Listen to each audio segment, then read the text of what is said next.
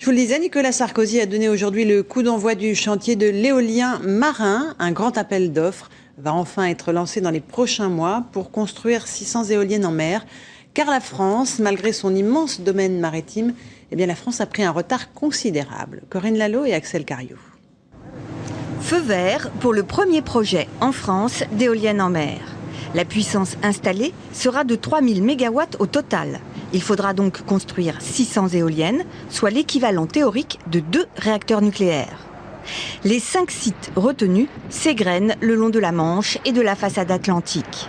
3 en Normandie, au large de Dieppe-le-Tréport, Fécamp et Courseulles-sur-Mer. Un autre pôle en Bretagne, face à Saint-Brieuc, et le dernier en Loire-Atlantique, au large de Saint-Nazaire. Les partisans du programme se réjouissent des retombées économiques prévues, notamment en termes d'emploi.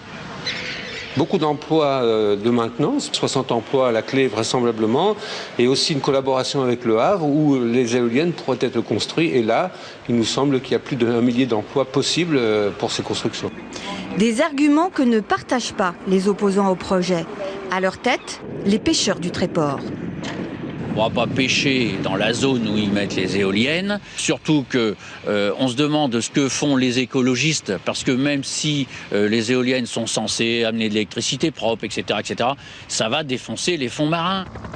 Les éoliennes de 110 mètres de hauteur seraient construites en eau peu profonde, de 10 à 20 km des côtes.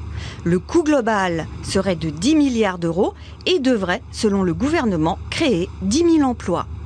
Les appels d'offres seront lancés dès le 2e trimestre 2011, les concessions attribuées en 2012 et la mise en service prévue pour 2015.